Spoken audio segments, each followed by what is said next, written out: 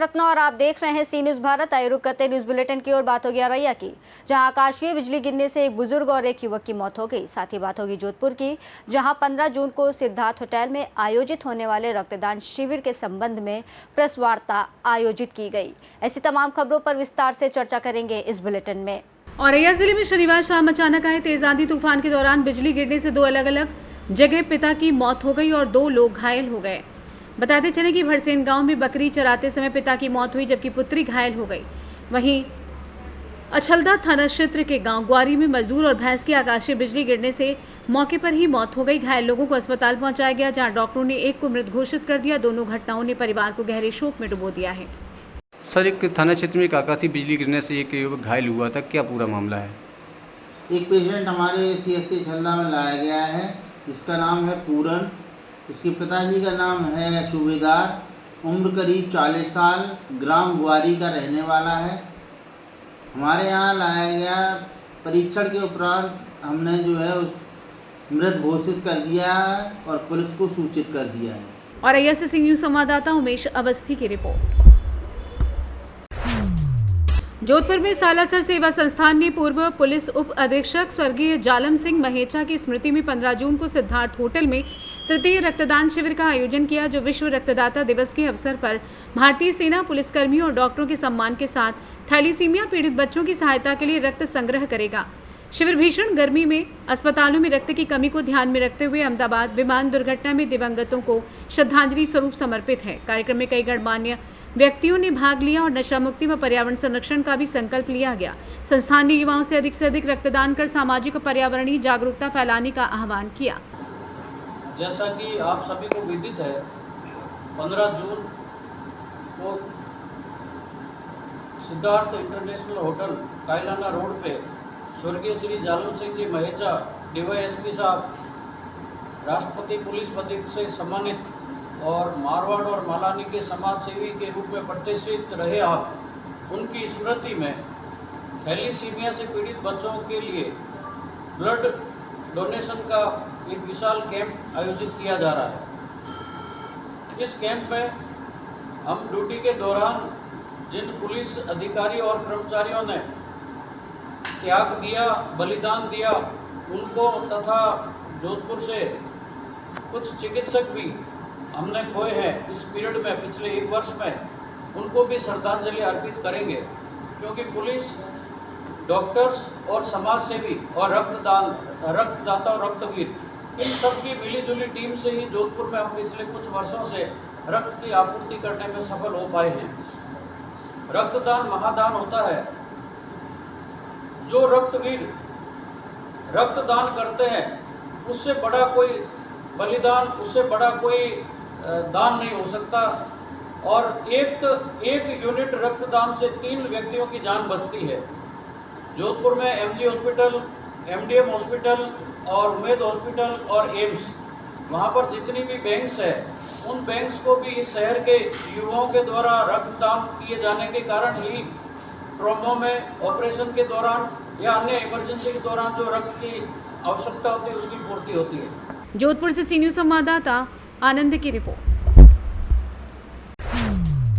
जोधपुर में विश्व रक्तदाता दिवस के अवसर पर उम्मीद अस्पताल से रैली निकालकर आमजन को रक्तदान हेतु प्रेरित एवं जागरूक किया गया। इस अवसर पर उम्मीद अस्पताल रक्त संग्रहण केंद्र के अधिकारी, कर्मचारी, अस्पताल कार्मिकों एवं नर्सेज छात्राओं ने रैली निकाली, जो अस्पताल के मुख्य प्रांगण से सिवाची गेट होते हुए रक्त संग्रहण गेट पर केंद्र पर समाप्त हुई। और रैली को कार्यवाहक अधीक्षक डॉक्टर संदीप चौधरी, रक्त संग्रहण केंद्र के कार्यवाहक प्रभारी डॉक्टर मेघा वर्मा एवं राजस्थान नर्सेज एसोसिएशन के जिलाध्यक्ष विदेंद्र सिंह मेड़तिया ने हरी झंडी दिखाकर रवाना किया।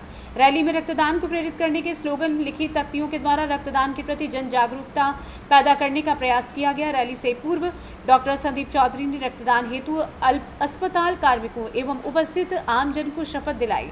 इस अवसर पर doctor Nadia, doctor Shivani, doctor Rakesh सहित बड़ी संख्या में अस्पताल कार्मिकों ने भाग लिया। जोधपुर से सी न्यूज़ संवाददाता आनंद की रिपोर्ट। महाराजगंज के कोल्हुई थाना क्षेत्र के परमेश्वरापुर गांव के पास राष्ट्रीय राजमार्ग 24 पर तेज रफ्तार कार ने स्कूटी को टक्कर मार दी, जिसमें विजय शंकर यादव उर्फ गोलू गंभीर रूप से घायल हुए और इलाज के दौरान मौत हो गई। जबकि संदीप चौधरी गंभीर रूप से घायल हैं। पुलिस ने घायलों को इलाज के लिए अस्पताल भेजा और वाहन जब्त कर अग्रिम कार्रवाई शुरू कर दी है। मृतक गोलू के एक भाई का 7 महीने पहले निधन हो चुका था, इससे परिवार पर दुखों का पहाड़ टूट पड़ा है। महाराजगंज से सी न्यूज संवाददाता अंगद शर्मा की रिपोर्ट। मोतिहारी के ढाका विधानसभा क्षेत्र में आगामी बिहार विधानसभा चुनाव को लेकर पूर्व प्रत्याशी अभिजीत सिंह ने कांग्रेस पार्टी से चुनाव लड़ने की दावेदारी पेश की है।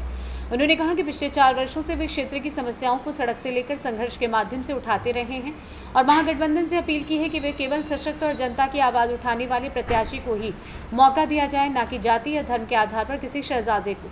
अभिजीत सिंह ने भ्रष्टाचार और लूट खसों के खिलाफ अपनी लड़ाई जारी रखने का संकल्प लिया है और जनता से जातिगत वोटिंग से बचने की अपील की है। कांग्रेस के वरिष्ठ नेता ने भी अभिजीत के नेतृत्व में चुनाव लड़ने का समर्थन किया, जबकि भाजपा के पूर्व नेता ने भी उन्हें विकासवादी युवा नेता करार दिया है। मौके पर कई छात्र और समाजसेवी नेता भी मौजूद रहे। चढ़ाओगे क्या? हीरे जड़वाओगे क्या? क्या करवाने के चक्कर में हो? ईंट की जगह पर या पत्थर जो स्टोन चिप्स होता है उसकी जगह पे हीरा तो कहीं नहीं लगाओगे? कहीं सीमेंट की जगह सोने का पाउडर तो नहीं रखोगे? आप 2 करोड़ से सड़क बना रहे हो 1 किलोमीटर का, और आप कहते हो भिलवा में आपने क्या कहा? ये माइक बंद होगा और काम चालू होगा। मैं दावे के साथ अभी कह रहा हूं, मेरी घड़ी में बज रहा है 12:30। आज 13 तारीख है, फ्राइडे है, आज शुक्रवार है, जुम्मे का दिन है। जाके देख लीजिए भिलवा में काम हो रहा है कि बंद हो चुका है। मैं चाहता हूं कि अब ये सरकार को बदलना है। हम चाहते हैं कि महागठबंधन सत्ता में आए, लेकिन महागठबंधन भी इस बात को सोचे। मेरी बात पे ध्यान दीजिएगा, इस बात पे गौर करना होगा महागठबंधन को कि चंपारण में 12 सीटें हैं, क्यों 2 सीटें और 3 सीटें तक ही सीमित रहती है? उम्मीदवार जो होने चाहिए, जो जीतने योग्य हैं, जो लगातार पब्लिक डोमेन में हैं, पब्लिक के साथ खड़े हैं, उन लोगों को टिकट क्यों नहीं दिया जाता है? जाति और धर्म के नाम पे टिकट का बंटवारा क्यों होता है? आज ढाका के महागठबंधन के उम्मीदवार अपने आप को कह रहे हैं, मैं तो मानता नहीं कि कोई अभी उम्मीदवार है कि किसी का नाम नहीं आया। अभी कौन सी पार्टी यहां से लड़ेगी हमें नहीं पता, कौन लड़ेगा हमें नहीं पता। आप चुनाव हार गए। मैं बात कर रहा हूं अभी के वर्तमान पूर्व विधायक की, जो अपने आप को महागठबंधन का उम्मीदवार घोषित करके घूम रहे हैं। आप अपनी पार्टी के उम्मीदवार हो सकते हैं, अभी गठबंधन के उम्मीदवार कोई नहीं है, क्योंकि आपके गठबंधन में कांग्रेस भी है, सीपीआई सीपीएलएम भी है और भी कई पार्टियां हैं। आप अपने पार्टी के उम्मीदवार हो सकते हो, लेकिन आप ढाका विधानसभा के महागठबंधन के उम्मीदवार नहीं हो। अभी राजकुमार जी, आपके तो मुंह में आवाज नहीं, धूप आपको लगे, छुट्टी मनाने या विदेश चले जाते हो और दावेदारी ठोक रहे हो ढाका की। क्यों? क्योंकि यह साबित आप लोगों ने कर दिया है कि ढाका एक खास समुदाय का है। नहीं, कतई नहीं। इस ढाका विधानसभा में अगर 3.5 लाख वोटर हैं तो उसमें से लगभग 2,40,000 हिंदू परिवार है, 70 से 80 हजार हमारे मुस्लिम परिवार है। ढाका 1972 में बना हुआ अनुमंडल है। यहां लाल बखिया और सिकराना नदी बहती है। हमें फक्र है अपने ढाका पे। ढाका किसी एक समुदाय विशेष का हो ही नहीं सकता है। महागठबंधन के जो सीनियर लीडरशिप है इस बात पे गौर करे। राहुल गांधी जी का व्हाइट टी शर्ट मुहिम चलेगा, आप भी व्हाइट टी शर्ट पहनेंगे, तो इस व्हाइट टी शर्ट का क्या मतलब है? सर, मेरे पास व्हाइट टी शर्ट के साथ साथ व्हाइट गमछा भी है। व्हाइट पीस का सिंबल होता है, शांति का प्रतीक होता है। ठीक है, अच्छी बात है कि राहुल गांधी जी ने उजली टी शर्ट पहनी, लगातार वो निर्भीक होके पूरे हिंदुस्तान में घूमे। मुझे लगता है कि सबसे ज्यादा पैदल यात्रा करने वाला व्यक्ति वो रहा। एक और हमारे पूर्वज रहे चंद्रशेखर जी, इन्होंने पैदल यात्रा करी, वो देश के प्रधानमंत्री तक बने। हम लोग भी चाहते हैं कि राहुल गांधी जो है देश के प्रधानमंत्री बने। महागठबंधन की बात होती है। ढाका मोतिहारी से सी न्यूज संवाददाता राहुल कुमार की रिपोर्ट। फिलहाल इस बुलेटिन में बस इतना ही। देश और दुनिया की तमाम बड़ी खबरों के लिए देखते रहिए सी न्यूज भारत।